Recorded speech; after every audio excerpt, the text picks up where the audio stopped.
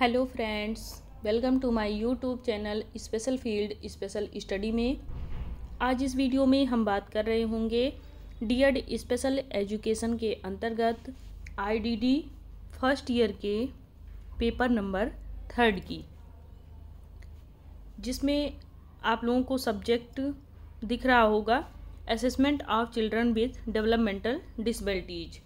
ये आपका subject number 3 है, या इसको कोर्स कोड भी कह सकते हैं, या पेपर नंबर 3 इसको बोल सकते हैं। सब्जेक्ट वाइज आपके ये पेपर नंबर 3 के नाम से जाना जाता है आईडीडी ट्रेड में। इससे संबंधित एक पेपर आपको सॉल्व करवा दिया गया है। ये दूसरा पेपर है जो कि आपको प्रीवियस ईयर क्वेश्चन पेपर जो थे उसमें से इसको सॉल्व किया गया है। तो चलिए देखते हैं हमारा जो पार्ट 1 है, जिसमें सभी प्रश्न करने अनिवार्य होते हैं। आप लोगों को ये चीज़ें पता भी हैं कि इसमें जो भी क्वेश्चंस होते हैं वो ऑब्जेक्टिव टाइप के होते हैं, और प्रत्येक जो क्वेश्चन होता है वो 1 नंबर का होता है। तो यहाँ हम बात करेंगे पहले प्रश्न की। आप देख सकते हैं पहला प्रश्न है एनआरटी, जिसको फुल फॉर्म के रूप में लिखना है। तो आप जानते हैं एनआरटी का जो फुल फॉर्म होता है वो होता है नॉन रेफरेंसिड टेस्ट, यानी कि मानक संदर्भित परीक्षण इसका फुल फॉर्म होता है। दूसरा है क्वेश्चन आपका कि आईसीएफ क्या है। तो आईसीएफ का फुल फॉर्म होता है इंटरनेशनल क्लासिफिकेशन ऑफ फंक्शनिंग, यानी कि कार्यप्रणाली का अंतर्राष्ट्रीय वर्गीकरण। नेक्स्ट क्वेश्चन है हमारा 3 कि DSM-5 ये क्या है। इसको 5 जानेंगे, V नहीं जानेंगे। तो नैदानिक एवं सांख्यिकी मैनुअल हिंदी में इसका फुल फॉर्म है, और डायग्नोस्टिक एंड स्टैटिस्टिकल मैनुअल 5 ये इसका फुल फॉर्म है। अगला है क्वेश्चन नंबर 4 आपका कि MCHAT क्या है। तो MCHAT क्या है, छोटे बच्चों में ऑटिज्म के लिए संशोधित एक चेकलिस्ट होती है, यानी कि modified checklist for autism in toddlers. अगला क्वेश्चन है आपका ISAA का फुल फॉर्म क्या होता है। तो ऑटिज्म के आकलन के लिए भारतीय पैमाना, अर्थात Indian scale for assessment of autism, ये आपका फुल फॉर्म हो जाएगा। अगला है बेसिक MR, जिसको कह सकते हैं, या BASIC और MR। तो भारतीय बच्चों के लिए व्यवहार आकलन पैमाना इसको कहते हैं। Behavioural assessment scale for Indian children, ये इसका फुल फॉर्म हो जाएगा। अगला है आपका क्वेश्चन नंबर 7 कि MDPS क्या है। तो MDPS का मतलब ये होता है यहाँ पे कि मद्रास विकासात्मक प्रोग्रामिंग प्रणाली होता है इसका। तो मद्रास डेवलपमेंटल प्रोग्रामिंग सिस्टम, ये इसका फुल फॉर्म होता है। अगला है प्रश्न नंबर 8 आपका FACP। तो प्रोग्रामिंग के लिए कार्यात्मक आकलन चेकलिस्ट, अर्थात functional assessment checklist for programming, ये इसका फुल फॉर्म हो जाएगा। अगला प्रश्न नंबर 9 है कि ICD-10 ये क्या है। तो रोगों का अंतर्राष्ट्रीय वर्गीकरण 10, अर्थात इंटरनेशनल क्लासिफिकेशन ऑफ डिजीज 10, ये इसका फुल फॉर्म हो जाएगा। तो ये आपके 9 नंबर, जो कि आपके एक एक नंबर के एक एक क्वेश्चन थे जिसको सॉल्व कराया गया है। हो सकता है इसमें से आपको क्वेश्चंस आने वाले एग्ज़ाम में मिल जाएं, तो इसको आप लोग 1 से 2 बार ज़रूर देख लीजिएगा। नेक्स्ट हम बात करेंगे पार्ट बी की। पार्ट बी में आपको सभी क्वेश्चन करने होंगे, और सभी क्वेश्चन आपके 2 अंक के होंगे, अर्थात एक क्वेश्चन आपका 2 अंक का होगा, और जो भी आपको इसके आंसर देने हैं 1 या 2 शब्दों में देने हैं, 2 वाक्यों में देने हैं, 1 से 2 वाक्य में आप दे सकते हैं, अर्थात आपके 50 शब्द के कम से कम होने चाहिए। तो इसमें आपके 5 क्वेश्चन हैं 10 नंबर के। पहला क्वेश्चन हम बात करेंगे कि स्क्रीनिंग क्या है, व्हाट इज स्क्रीनिंग। तो स्क्रीनिंग उन व्यक्तियों की पहचान करने के लिए प्रारंभिक प्रक्रिया होती है जिन्हें आगे के आकलन की आवश्यकता हो सकती है, अर्थात आप किसी बच्चे का स्क्रीनिंग कर रहे होते हैं और फिर उसमें सुधार देखने के लिए आप दोबारा से फिर उसकी स्क्रीनिंग करने की आवश्यकता पड़ जाए। नेक्स्ट क्वेश्चन नंबर आपका दूसरा है इसमें कि IEP को परिभाषित करें। तो IEP क्या है, इंडिविजुअल एजुकेशन प्रोग्राम, जिसका फुल फॉर्म है, अर्थात व्यक्तिगत शिक्षा कार्यक्रम इसको बोलते हैं। ये एक अनुकूलित शैक्षिक योजना होती है जिसे दिव्यांग व्यक्तियों की विशिष्ट आवश्यकताओं को पूरा करने के लिए तैयार किया जाता है। तीसरे क्वेश्चन की हम बात करेंगे यहाँ पे कि ऑटिज्म स्पेक्ट्रम डिसऑर्डर की पहचान करने के लिए उपयोग किए जाने वाले किन्हीं 2 नैदानिक उपकरणों का उल्लेख करिए।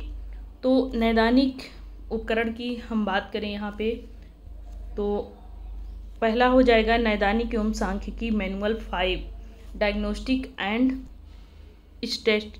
स्टैटिस्टिकल मैनुअल 5, ये आपका हो जाएगा।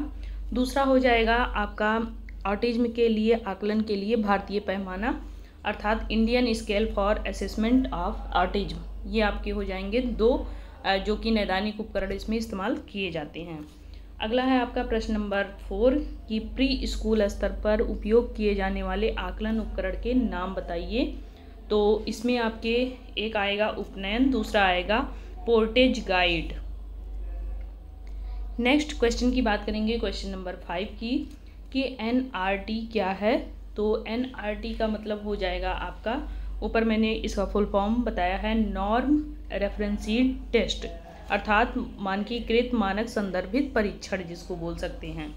यह एक प्रकार का परीक्षण होता है जो एक स्थापित मानक के तहत परीक्षार्थियों के कौशल या योग्यताओं को मापने के लिए वहाँ पे प्रयोग किया जाता है। आगे हम पार्ट सी की बात करेंगे कि पार्ट सी में आपको कितने क्वेश्चन करने हैं और कितने अंक के होंगे। तो पार्ट सी में आपको 4 क्वेश्चन करने होते हैं, प्रत्येक क्वेश्चन 3 अंक का होता है और 4 क्वेश्चन करने हैं तो टोटल आपके ये 12 नंबर के होंगे। तो पहला क्वेश्चन देख रहे हैं कि आकलन में विशेष शिक्षा की भूमिका को स्पष्ट कीजिए।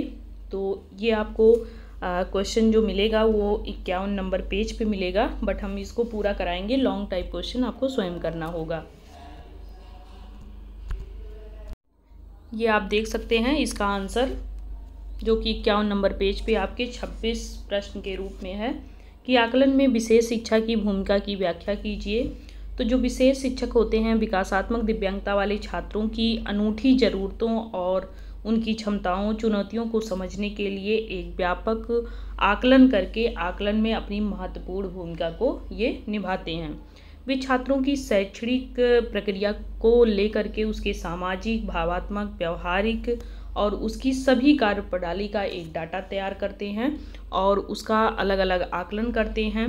उपकरण विधियों के द्वारा भी उसमें आकलन किया जाता है कि बच्चे किसमें दक्ष हो रहे हैं, किसमें अभी उनमें कमियां हैं। या विशेष शिक्षक अन्य जो पेशेवर होते हैं उनके साथ मिल करके, जैसे कि चिकित्सक या व्यावसायिक चिकित्सक हों या फिर मनोवैज्ञानिकों के साथ में मिल करके वो गहन अध्ययन करते हैं, अर्थात उनका एक पूरा आकलन का डाटा तैयार करते हैं और प्रत्येक छात्र की ज़रूरतों के अनुरूप ही उसे IEP विकसित करते हैं, मतलब उनको व्यक्तिगत शिक्षा योजनाओं के तहत शामिल करते हैं। वे निर्देशात्मक योजना भी बनाते हैं, लक्ष्य निर्धारित करते हैं और समय के साथ में प्रगति की निगरानी करने के लिए आकलन डाटा का भी उपयोग यहाँ पे किया जाता है। तो ये आकलन करने की प्रक्रिया होती है जो कि विशेष शिक्षक उसमें अपनी भूमिका को निभाता है। अब हम बात करेंगे क्वेश्चन नंबर 2 की, जो कि आप देख सकते हैं औपचारिक एवं अनौपचारिक आकलन को उपयुक्त उदाहरण सहित समझाना है यहाँ पे। तो ये प्रश्न आपको इसी PDF में अगर आप देख रहे हैं तो संख्या 46 पे आपको दिख जाएगा।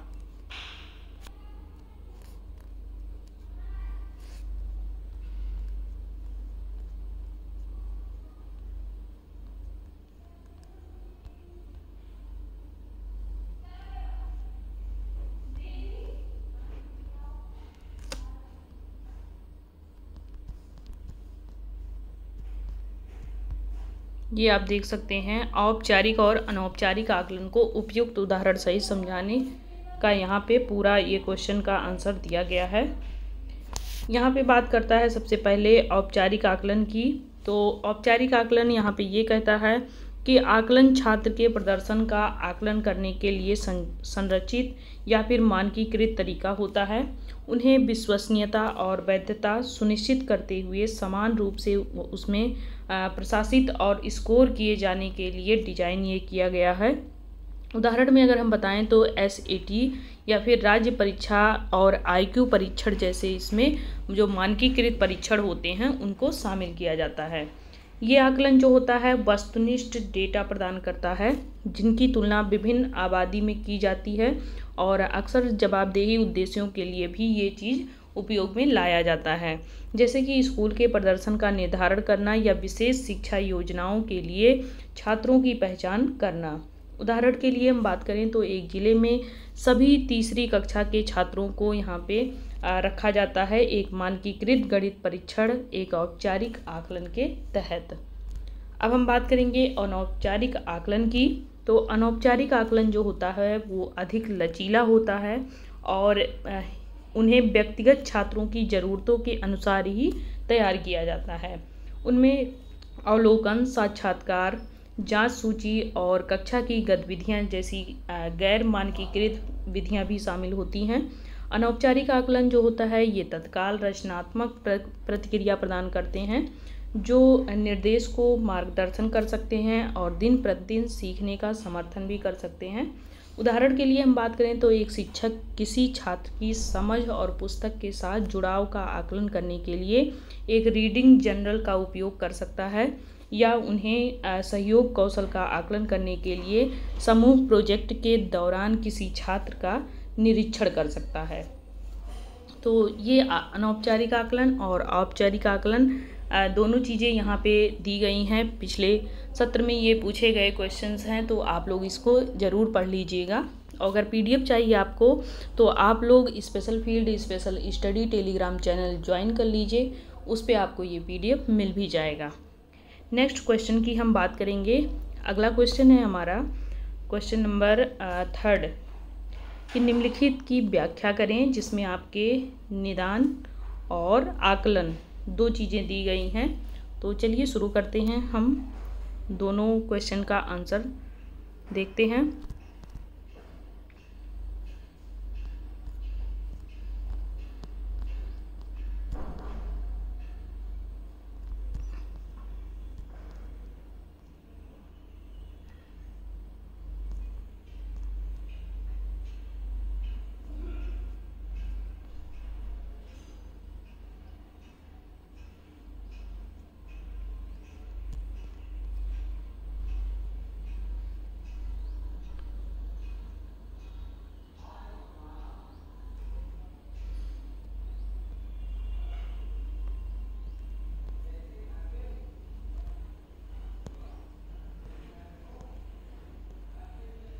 ये आप देख सकते हैं इसका आंसर यहाँ पे आपके दिया गया है।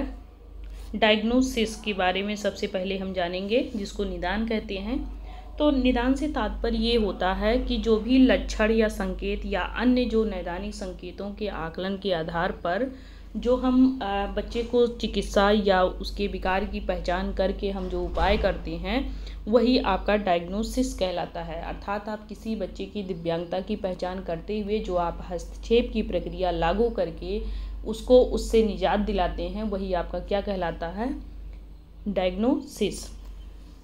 इसमें किसी व्यक्ति के लक्षण या स्वास्थ्य संबंधी चिंताओं के अंतर्निहित कारण को निर्धारित करने के लिए चिकित्सा इतिहास, शारीरिक परीक्षा, प्रयोगशाला परीक्षण और अन्य नैदानिक प्रक्रियाओं के माध्यम से एकत्रित जो जानकारी होती है उसको व्यवस्थित रूप से विश्लेषण और व्याख्या करना इसमें शामिल होता है। ऑटिज्म स्पेक्ट्रम डिसऑर्डर जो होता है जैसी विकासात्मक जो अक्षमताओं के संदर्भ में बात करें तो निदान में विशिष्ट व्यवहार पैटर्न और दुर्बलताओं की पहचान, उसके साथ साथ वर्गीकरण इसमें शामिल होता है जो कि स्थिति की विशेषता को यहाँ पे बताता है। और एक अनौपचारिक निदान जो होता है वो व्यक्ति और उसके परिवार को उनकी स्थिति के बारे में स्पष्ट जानकारी प्रदान करता है और उचित हस्तक्षेप सहायता सेवाओं तक पहुँच को भी ये सुविधा देता है, यानी कि उनकी पहुँच को यहाँ पे सरल बनाता है और उपचार योजना और प्रबंधन रणनीतियाँ भी यहाँ पे बताता है, मार्गदर्शन करता है। वो वहाँ तक पहुँचते हैं और अपने बच्चे का इलाज कराते हैं। यह स्वास्थ्य सेवा पेशेवरों के बीच में प्रभावी संचार की भी अनुमति देता है और देखभाल और सहायता के प्रावधान में स्थिरता सुनिश्चित करता है। तो ये आपका यहाँ पे डायग्नोसिस हो गया। नेक्स्ट हम बात करेंगे यहाँ पे एवल्यूएशन की, यानी कि आकलन क्या होता है। आकलन किसी व्यक्ति की संज्ञानात्मक, शैक्षणिक, सामाजिक या भावात्मक या कह लीजिए व्यवहारिक कार्यप्रणाली जैसे जो विभिन्न क्षेत्र होते हैं उनमें उनकी क्षमताओं, विशेषताओं या फिर उनके प्रदर्शन का पूरा आकलन किया जाता है। उनके बारे में एक एकत्र जानकारी डेटा के रूप में रखा जाता है, उसका विश्लेषण किया जाता है, उसकी व्याख्या करने की पूरी प्रक्रिया इसमें रखी जाती है। तो वो क्या कहलाता है, आपका आकलन। इसमें किसी भी व्यक्ति की ताकत, कमजोरी, ज़रूरत और उसकी प्राथमिकता के बारे में जानकारी प्राप्त की जाती है और फिर उसी के आधार पर उसे उपकरण, तकनीकी या फिर तरीकों का इस्तेमाल कैसे करना है, ये सारी चीज़ें उनको बताई जाती हैं और सिखाई जाती हैं।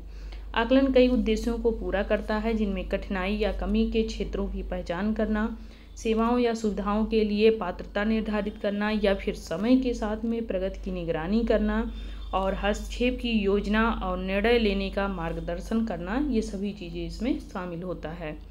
विकासात्मक दिव्यांगताओं के संदर्भ में आकलन ASD जैसी जो स्थितियां होती हैं उसकी पहचान करके निदान करने की प्रक्रिया रखी जाती है इसमें, और व्यक्तियों की विकासात्मक प्रोफाइल का आकलन करने और उनकी विशिष्ट ज़रूरतों और परिस्थितियों के अनुरूप व्यक्तिगत हस्तक्षेप योजनाओं के विकास की जानकारी देने में ये अपनी महत्वपूर्ण भूमिका निभाता है।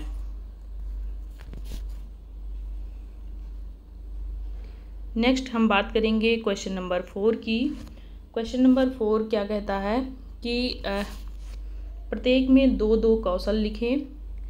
FACP प्राथमिक 1 यानी कि FACP प्राइमरी 1 लेवल स्तर के शैक्षणिक और व्यावसायिक क्षेत्रों में। तो चलिए स्टार्ट करते हैं, हम इस क्वेश्चन का आंसर देखते हैं। कौन से पेज पे है, आपको मिल जाएगा ये 67 पेज पे।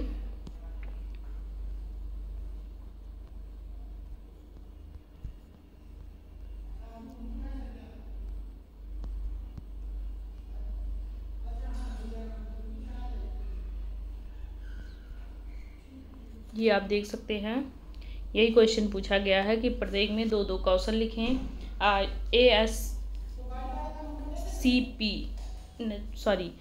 FACP primary level 1। तो FACP यानी कि बौद्धिक या विकासात्मक दिव्यांगता वाले जो व्यक्ति होते हैं उनके लिए यहाँ पे कार्यात्मक, शैक्षणिक और पाठ्यक्रम जो बनता है वो कैसे होता है। वो होता है कि प्राथमिक स्तर में जो बौद्धिक दिव्यांग या कह लीजिए विकासात्मक दिव्यांगता वाले जो व्यक्ति होते हैं उन पर सबसे पहले ये केंद्रित किया जाता है ये सारी चीज़ें। शैक्षणिक और व्यावसायिक डोमेन में दो कौशल होते हैं। दो कौशल कौन से, पहला कौशल होगा यहाँ पे शैक्षणिक कौशल। शैक्षणिक कौशल में सबसे पहले बच्चे को अक्षर पहचान बताया जाता है, उसके बाद उसको गिनती और संख्या पहचान। तो यहाँ पे वर्णमाला के विभिन्न अक्षर, चाहे वो बड़े हों या फिर छोटे हों अक्षर के अंतर्गत, तो अक्षरों का पहचान करने के लिए उनके बीच के अंतर की भी क्षमता या फिर जो पढ़ने लिखने के लिए जो आधारभूत चीज़ें होती हैं प्राइमरी लेवल पे वो चीज़ें बताई जाती हैं अक्षर पहचान के अंतर्गत। और फिर गिनती के संख्या जो पहचान कराई जाती है उसमें जो बुनियादी संख्या होती है उसको पहचान कराया जाता है। फिर संख्याओं को कम ज़्यादा करके भी उनको बताया जाता है, अर्थात 1 अंक, 2 अंक, 3 अंक करके उनको वो सारी चीज़ें पहचान कराई जाती हैं। आगे बात करें, दूसरा कौशल जो विकसित किया जाता है वो विकसित किया जाता है व्यावसायिक कौशल, जिसमें ठीक मोटर कौशल आता है। यानी कि आपके ठीक मोटर कौशल में क्या आएगा, जिसमें आप ये कह सकते हैं कि सूक्ष्म मोटर कौशल इसको, या फिर फाइन मोटर स्किल। तो फाइन मोटर स्किल के अंतर्गत आप जानते ही हैं कि बच्चों को जो उंगलियों के माध्यम से या जो हाथ के पंजों के माध्यम से छोटी छोटी चीज़ें करना होता है वो सिखाया जाता है। जैसे कि इनमें मांसपेशियाँ जो समन्वय है उसका या फिर नियंत्रण है उस चीज़ को इसमें बढ़ावा मिलता है। जैसे बच्चे को कैंची का उपयोग कैसे कराया जाए, या फिर रेखाओं के भीतर रंग भरना कैसे सिखाया जाए, छोटी छोटी चीज़ें, या फिर वस्तुओं को कैसे पकड़ना है, कैसे लिखना है, कैसे ड्राइंग करना है, या फिर सुई में धागा कैसे पिरोना है, जूते का फीता कैसे बांधना है, ये सारी चीज़ें इसमें शामिल होती हैं।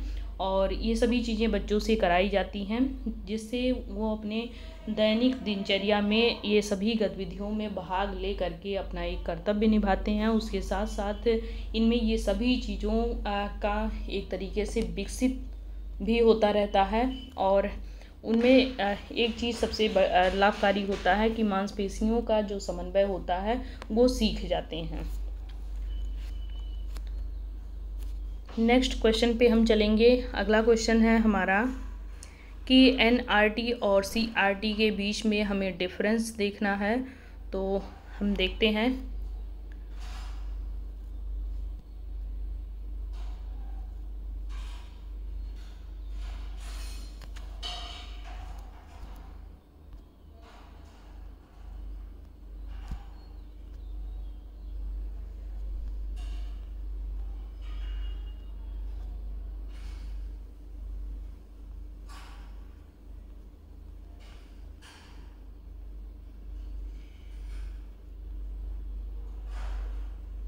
ये आप देख सकते हैं एनआरटी और सीआरटी के बीच का अंतर।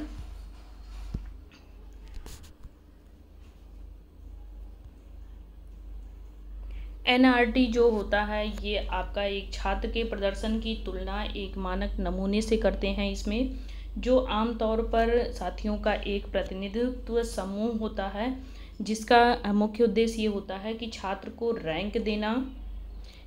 ये निर्धारित करेगा वहाँ पे कि कोई व्यक्ति दूसरों के सापेक्ष कैसा प्रदर्शन कर रहा है। मतलब यहाँ पे एक दूसरे की तुलना की जाएगी और फिर ये निर्धारित किया जाएगा कि कौन उसमें बेटर है।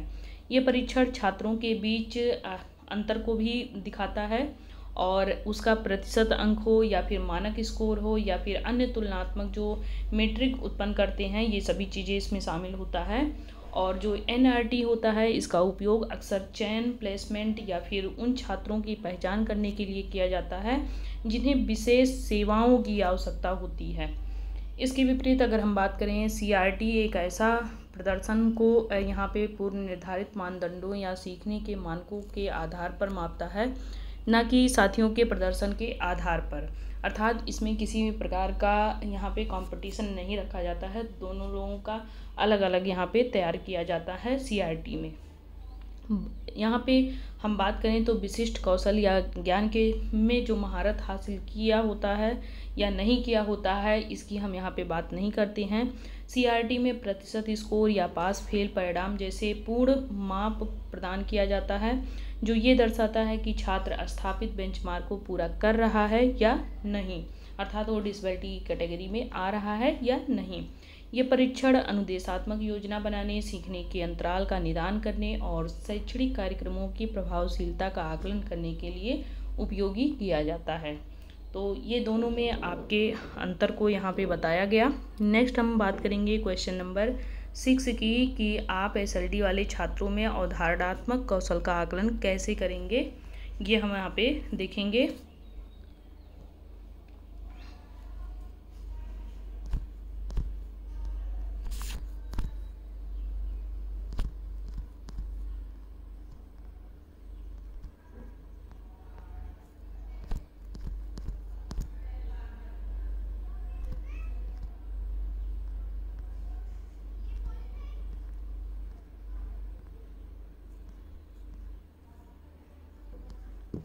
ये आप देख सकते हैं इसका आंसर, आप एसएलडी वाले विद्यार्थियों में अवधारणात्मक कौशल का आकलन कैसे करेंगे।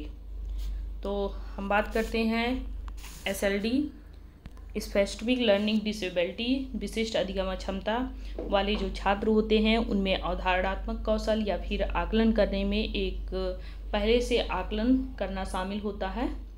वे संवेदी जानकारी, विशेष रूप से दृश्य या फिर श्रवण उत्तेजनाओं को कैसे संसाधित कर सकते हैं, इसकी यहाँ पे व्याख्या की जाती है। और इस आकलन में आमतौर पर मानकीकृत परीक्षण और अवलोकन विधियाँ भी शामिल होती हैं। हम बात करेंगे एसएलडी में, तो इसमें ये बताया गया है कि जिन बच्चों का हम आकलन कर रहे होते हैं पहले से उनका आकलन करके कुछ ना कुछ हम रखे होते हैं, उनके बारे में हमें कुछ ना कुछ पूर्व जानकारी होती है। हमें जानकारी ये पूर्व से होती है कि ये इनकी जो बची हुई इंद्रिय है उसको ये कैसे उपयोग कर सकते हैं, उस चीज़ को यहाँ पे बताया जाता है। पहला है इनका दृश्य अवधारणात्मक कौशल। तो दृश्य जो अवधारणात्मक कौशल है यहाँ पे विकासात्मक परीक्षण DTBP और मोटर मुक्त दृश्य धारणा परीक्षण MVPT जैसे उपकरण आमतौर पर उपयोग किए जाते हैं। ये परीक्षण दृश्य भेदभाव समान दिखने वाली वस्तुओं के बीच में अंतर करने की क्षमता होती है, और जो दृश्य जानकारी को याद करने की क्षमता होती है उसको दृश्य स्मृति कहते हैं यहाँ पे। और यहाँ पे जो यह समझने की क्षमता भी देखी जाती है कि अंतरिक्ष में वस्तुएं एक दूसरे से कैसे संबंधित हैं, ये सभी कौशल का यहाँ पे आकलन किया जाता है। दूसरा होता है श्रवण अवधारणात्मक कौशल कि बच्चा ध्वनि को कैसे सुन लेता है, कैसे उसकी यहाँ पे आकलन में अगर देखें तो कैसे उसका यहाँ पे डिफरेंस कर सकता है, ये चीज़ें होती हैं। और उसके बाद अवलोकनात्मक कौशल यानी कि इसमें शिक्षक ये देखते हैं कि छात्र पर्यावरण के साथ में कैसे बातचीत करता है, उनके साथ में कैसे रहता है, वास्तविक दुनिया में कैसे रह रहा है, वो उसका श्रवण कौशल कैसे है, ये सभी चीज़ें यहाँ पे आकलन की जाती हैं। नेक्स्ट हम बात करेंगे एकीकृत दृष्टिकोण की। तो एकीकृत दृष्टिकोण ये होता है कि कक्षा के अवलोकनात्मकता के साथ में परीक्षण परिणामों को संयोजित करने से छात्र की अवधारणात्मक क्षमताओं का एक व्यापक दृष्टिकोण मिलता है। यह एकीकृत दृष्टिकोण विशिष्ट अवधारणात्मक कठिनाइयों की पहचान करने में मदद करता है, जिससे शिक्षकों को लक्षित हस्तक्षेप डिजाइन करने की अनुमति मिलती है जो इन चुनौतियों का सामना करते हैं और छात्र के सीखने और विकास का समर्थन करने में ये अपनी भूमिका को निभाते हैं। तो ये क्वेश्चन सभी हमें लग रहा है 6 क्वेश्चन थे, 6 अब समाप्त हो चुके हैं। हाँ, अब हम बात करेंगे पार्ट डी की। ये आप देख सकते हैं पार्ट डी, इसमें आपको 2 क्वेश्चन करने हैं। प्रत्येक जो क्वेश्चन हैं वो 7 नंबर के हैं, यानी कि 14 नंबर के 2 क्वेश्चन आपके होंगे, जिसमें 4 क्वेश्चन दिए गए हैं। आप चारों क्वेश्चन देख लीजिए और आपके पास नोट्स होगा, उसमें आप लोग वेरी इंपॉर्टेंट के रूप में उसको लगा लीजिए। तो पहला हो जाएगा आपका कि विकासात्मक दिव्यांगता वाले छात्रों का आकलन करते समय किन बातों पर विचार करना चाहिए, इसको आपको विस्तार से लिखना है, जो कि आपको पेज संख्या 106 पे मिल जाएगा। आप स्क्रीनशॉट ले लें। और प्रश्न संख्या 8 है, जो कि आपको ये पूरा क्वेश्चन वहाँ पे डिफाइन मिलेगा। आप चाहे नोट्स होगा आपके पास, उसको वेरी इंपॉर्टेंट में लगा लीजिए, इसको ज़रूर पढ़ लीजिएगा। नहीं आपके पास PDF है तो आप special field special study Telegram channel join करिए और वहाँ से डाउनलोड कर लीजिए। नेक्स्ट क्वेश्चन इसमें पूछा गया है कि आपका CARS 2 पर एक टिप्पणी लिखना है, जो कि आपको पेज संख्या 138 पे मिल जाएगा। और प्रश्न संख्या ये 17 है, इसका उत्तर वहाँ विस्तृत रूप में देख सकते हैं। अगर आपके पास नोट्स है तो आप इसको भी वेरी इंपॉर्टेंट में लगा लें, पढ़ लीजिएगा इसको भी। अगला, बौद्धिक दिव्यांगता वाले बच्चों का आकलन करने के लिए उपयोग की जाने वाली आकलन किट में शामिल की जाने वाली सामग्रियाँ क्या हैं। तो ये भी आपका तीसरा क्वेश्चन है, जो कि पेज संख्या 172 पे आपको मिलेगा। और लास्ट क्वेश्चन है आपका कि स्कूलों में सीखने की समस्या वाले बच्चों के लिए ग्रेड लेवल असेसमेंट डिवाइस के बारे में बताएं। तो ये आपको लास्ट क्वेश्चन 198 पेज पे इकाई 5 और संख्या जो है प्रश्न की वो 32 है, वहाँ पे आप देख सकते हैं। अगर आपको वीडियो अच्छी लगे तो वीडियो को लाइक करें, सब्सक्राइब करें, शेयर करें और कमेंट में बताएं कि आपको वीडियो कैसी लग रही है। बाकी आप लोग पेपर की तैयारी करते रहें अपना ख्याल रखते हुए, और आपको और इसके बाद भी वीडियो मिल जाएगी और भी तैयारी के लिए मोस्ट इम्पॉर्टेंट क्वेश्चंस। तो तब तक के लिए बाय बाय, टेक केयर, अपना ख्याल रखिएगा।